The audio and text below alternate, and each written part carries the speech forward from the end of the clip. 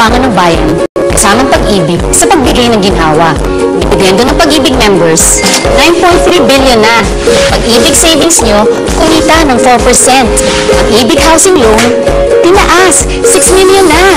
Interes sa calamity loan, binawasan, pinakamababa, habang 100 pesos pa rin ang mandatory monthly contributions nyo. Opo, 30 million members na tayo ngayon. Patunay na naman sa pag-ibig ang pinaghirapan may katuparan.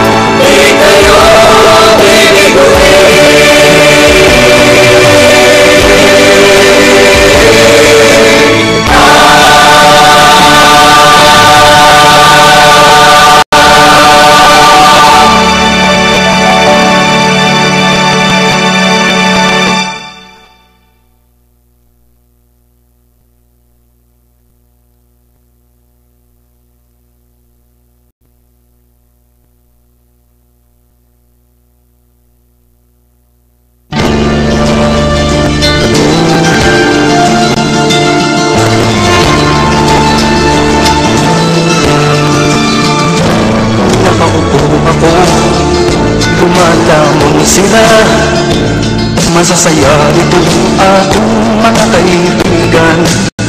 Abog kamay nila ang bunga ng puno, dahil balikat ko ay ginawang tuntunan. Habang namimitas, lalong natatakam, sila ay parabang wala ng kabusugan. Kahit alam nilang mayroong mga langgam, at ang aking paa ang siyang inuupatan. Nais ko nang magpahinga, marami na akong nagawa at natulungan. Ako'y labis na nag-aalala, baka ang mundo ay tuluyan ang maubusan ng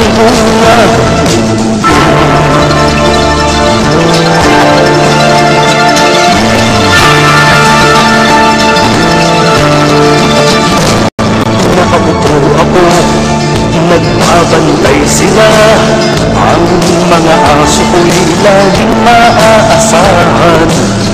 Hindi ko lang alam ang binabantayan.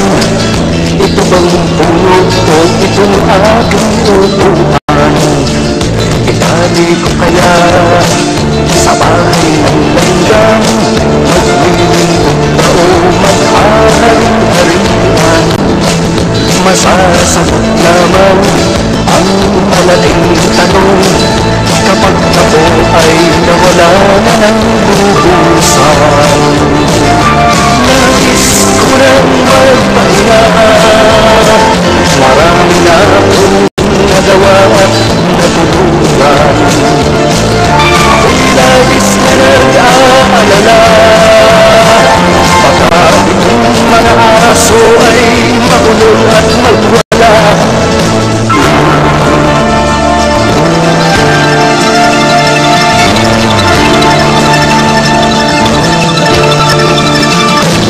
Nakaupo ako, nag-iingit sila.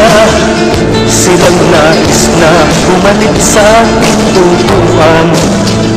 Ayokong tumayo sa bukuang ito, kahit ito'y sinusurot at inaanay. Ang bukuang ito ay para sa bantay ng punong ang pinutong ay kayamanan. Nangangamba ako kung tutupo sila, baka ang puno ay lalong mapabayaran. Nais ko nang magpahinga, marami na akong nagawa at natulungan.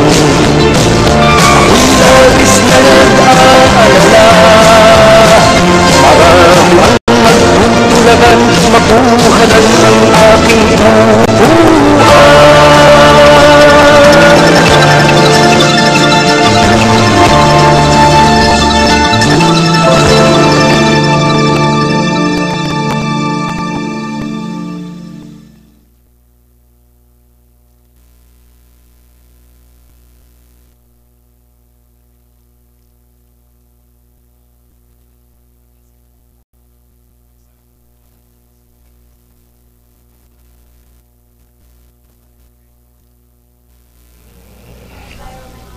Okay, tuloy-tuloy po ang ating programa sa magitan ng ITVU Media Forum. At syempre, narito pa rin ating mga kababayan na nanonood at nakikinig sa ating talakayan. Siyempre, kausap po natin ang ating presidente ng AKAP, Asosasyon ng Komentarista at Announcer sa Pilipinas, Mel Chavez. Sa magitan po niyo yung kaibigan, RV Castro, ang Executive Director ng Bukas Palad Philanthropia Incorporated, at patuloy po nagtataguyod ng kamalayan at kalinga sa kapwa at kapaligiran tungo sa kapayapaan at kaunlaran. Noon at ngayon, ano ang dapat nating baguhin? Paano ang liku-likong daan ay dapat ituwid sa panguna ng ating Pangulo?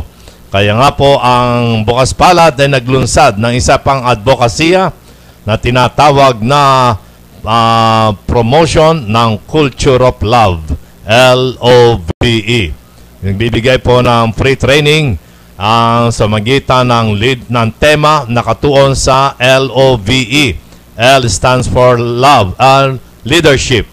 O stands for obedience. V stands for volunteerism. And E stands for empathy. Okay. Sa inang kultura ng pag-ibig. Nasa Diyos ang awa, nasa tao ang gawa. Okay? So that ang ating pong response ay hindi lang po para sa pagbubuti at pagtutuwid sa mga kalikuan na mga nakaraan na maling gawain ng ilang abusadong mga government officials. Pati rin po ang private sector, itinutuwid na rin po. Ika nga'y napakasakit ang magtuwid.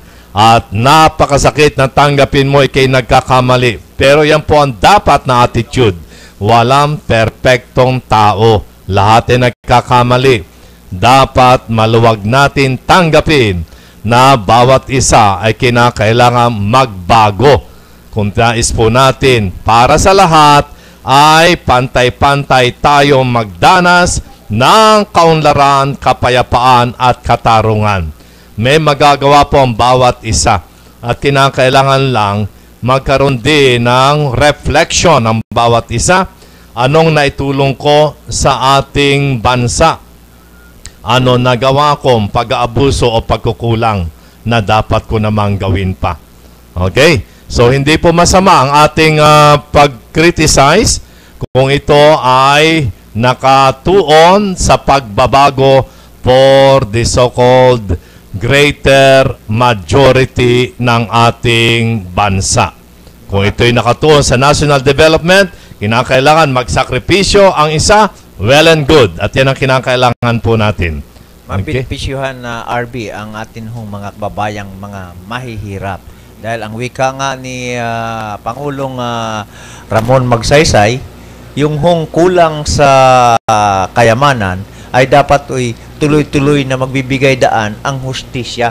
Ang batas ay nasa kanila. Pero nakikita natin ngayon sa mga nakaraang mga panahon at ngayon sa kasalukuyang panahon ay nadidiskaril ang ating mga mahihirap na mga kababayan. Bagkus, ang nabibiyayaan yung mga may pera, may kapangyarihan at higit sa lahat yung mga buhong na leader ng ating lipunan. Kaya sa tingin ko, nararapat hong bigyan pansin ng pamunuan ni Pangulong Pinoy na baguhin o meron na siyang pagbabago at tuloy-tuloy dapat ang kanyang pagbibigay daan sa nasabi hong pagbabagong ito para malaan natin na ang kapakanan ng bayan ang siya hong magiging mabiyayaan sa mga panahong darating para ho sa ating bansa na naghihirap sa kasalukuyan at ang wika nga, ba't tayo naghihirap? Ang yaman natin. Pero bakit naghihirap ang mga Pilipino? Walang mahirap kung walang magnanakaw. Walang kurap. Yung wika ni Pangulo walang mahihirap kung walang kurap. Ay pagka nakakita ng pera, kukurap-kurap ng mata. Paano yun? Sa taginting at mga kislap ng kayamanan, sino ang hindi kukurap? Ay, ika nga naman. Ito rin po, ika nga, itataas natin ang antas. Level up, Mel. Ibig sabihin, from the social reality, maraming illegal na dapat gawing legal. Maraming immoral na dapat gawing moral. Maraming corrupt na dapat maging incorrupt. Dapat katulong din sa ganitong uri ng advokasya ay ang mga religious leaders o dili kaya'y ang church. At sa magitan po ng isang segment, nais mo namin i-share sa inyo ang isang grupo ng mga misyonero na ito po'y nagmamalasakit sa kapakanan ng ating kapwa at ng kapaligiran. Sila po'y nagkakandak ng exorcism. Alam mo ba yon? Hindi lang exorcise ang mga tao, pati ang nature, bineblessan nila ang dagat, ang ilog. Yun ang tinatawag na blessing of water. Tapos, yung holy water, iniinom nila at iwiniwisik sa kanilang bahay at sa kanilang kapaligiran to drive away evil spirits. Siguro, maimbitahan natin yung paring yon para din siya mag-exercise sa Senado o sa Kongreso at sa anumang government offices. Importante po yan. Ginagawa na pagka may bago kang bahay, nag-iimbita ka ng pare para sa blessing of your house bago lumipat, di ba? Ito naman, yung mga establishments and offices sa mga nagnanais po na maituwid ang ating pamumuhay na tayo kumikilala na sa Diyos ang awa, na sa taong gawa, pwede po niyong imbitahan yung religious group na yon na nagkakandak ng blessing of water for healing of body and soul. O pakinggan natin, panoorin natin nga ito. Allen, yung blessing of water.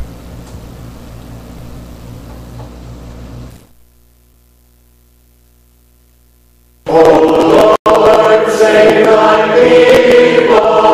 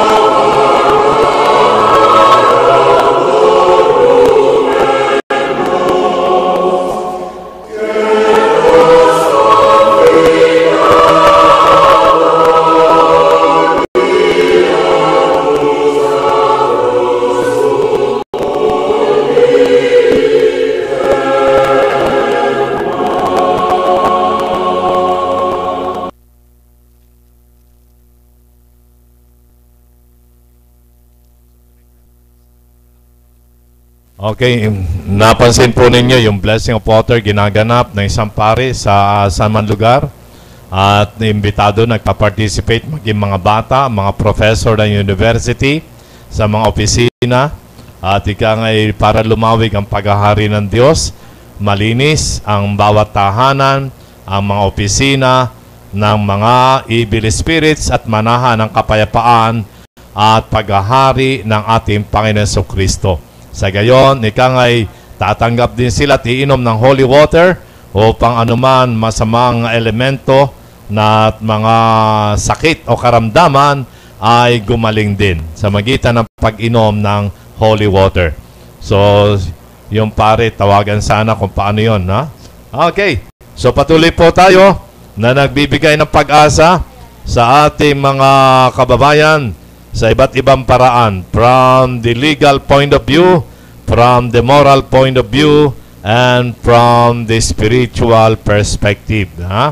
So sa panguna ng government, agencies and offices, susundan din ng partnership with the private sector at ng religious sector. Magkakaroon po tayo ng ganap na kamalayan sa kalinga at kapwa tungo sa kapayapaan at kaunlaran. Okay, may pagkakataon pa tayo. Last few minutes, Mel. Tuloy-tuloy tayo sa pagbibigay daan ng mga kagalingan ng ating mga babayan. Partikular ho ang mga tuloy-tuloy tayo sa pagbibigay daan ng mga kagalingan ng ating mga babayan. Partikular ho ang mga tuloy-tuloy tayo sa pagbibigay daan ng mga kagalingan ng ating mga babayan. Partikular ho ang mga tuloy-tuloy tayo sa pagbibigay at ang ating namang mga law enforcers ay tingnan ho ninyong maigi. Tulungan ho ninyo na mawala ang pinagbabawal na gamot dito ho sa bansang Pilipinas. Dahil nakikita na natin na medyo talagang talamak na ang nasabing paggagamit ng pinagbabawal ng mga gamot ng atin hong kabataan. Kaya sa pamagitan ho ng atin hong law enforcers ay gampanan ho ninyo ang nararapat gampanan. Wag ho yung hold up. Huhuli ninyo, huhuldapin pa ninyo yung mga biktima na nga ng droga yan, inyo pang bibiktimahin, huhuldapin pa ninyo. Kaya marami hong mga nakukulong na wala naman talagang dapat na kasalanan, kung bagkos ay nabibigyan lang ng entrapment na walang katuturan. Okay, sa parte po ngayon, Mel, ay sinod na natin itong karapatan ng batang Pilipino dahil isa rin biktima ng human trafficking ay ang mga bata, mga musmos na bata, kabataan, especially sa mga nabubulid sa masasamang trabaho. Panoorin po natin yung karapatan ng batang Pilipino na ito po ay ikangay pinagtibay ng United Nations Convention simula pa noong 1987. At ang Pilipinas po, isa sa mga bansa na nag-ratify nito. Atin pong panoorin.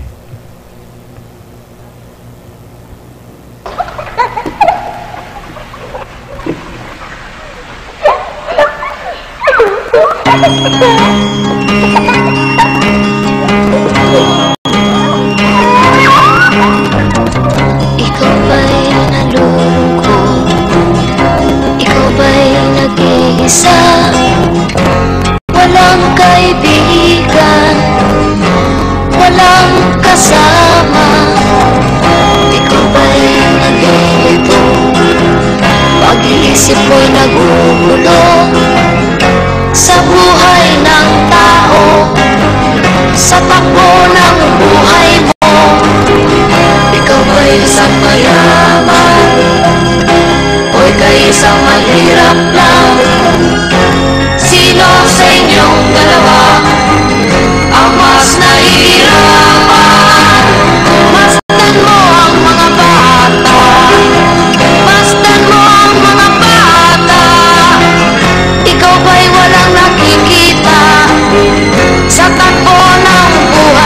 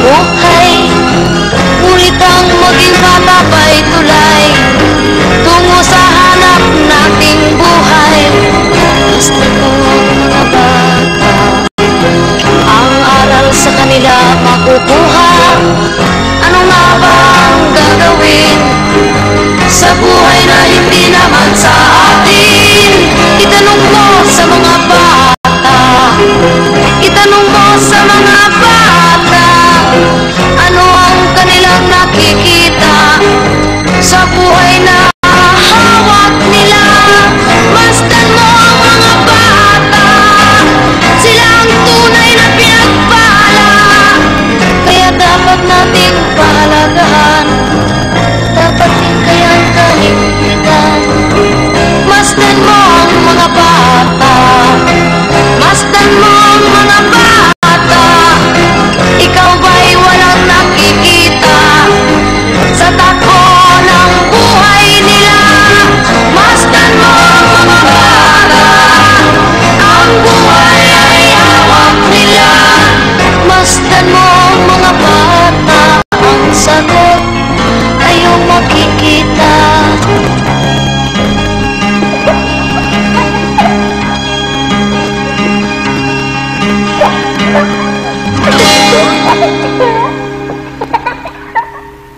Okay, nais po natin pasalamatan ng lahat na nagtiyagang nakinig, nanood sa ating programa ng Balikasan, Balikalikasan na nagtataguyod ng ating motto, kamalayan at kalinga sa kapwa at kapaligiran tungo sa kapayapaan at kaunlaran. Hatid sa inyo ng Bukas Palad Philanthropy Incorporated. At siyempre, nais natin pasalamatan si Mel Chavez, ang presidente ng AKAP. Maraming salamat, RB, at sa atin hong mga taga-subaybay. Antabayanan ho niyo uli sa susunod na Miyerkules. Dito ho rin sa nasabing palatuntunang ito ni RB Castro. At siyempre pa sa ating invocation, sa pang-closing prayer natin, ang environmental prayer sa saliw ng himig ng Masdan mong kapaligiran.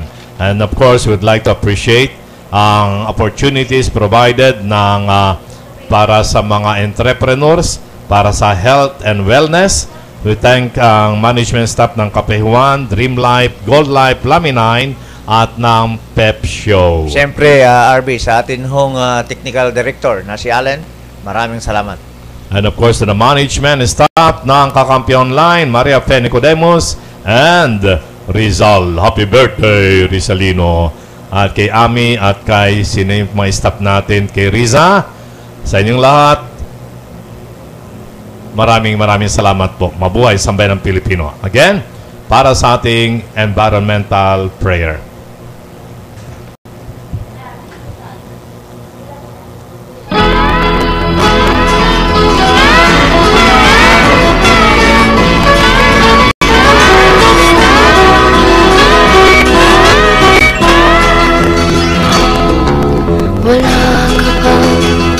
Napapansin sa iyong mga kapaligiran,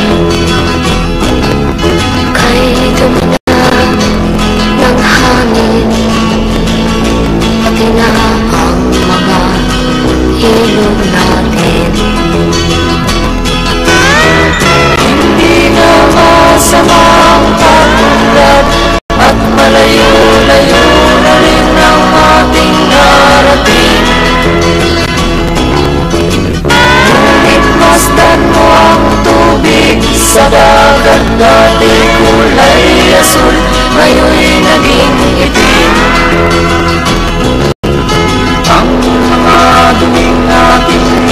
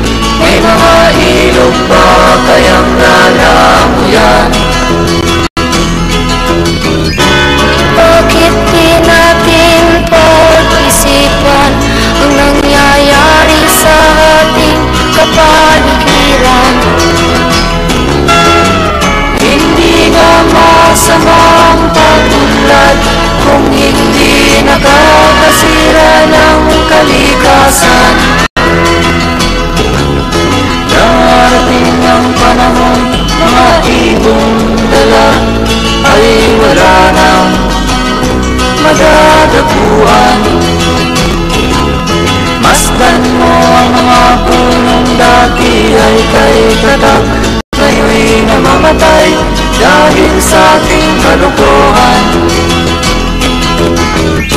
Lahat ng bagay na narito sa lupa, biyayang galing sa Diyos kahit nung ika'y wala pa.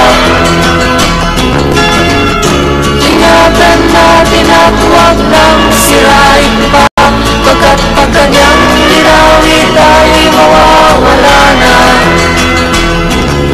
Ngayon lang ako hinihiling sa aking pagpanaw, sana ay talunan. Gitara ko ay aking gagalhin upang sa ulan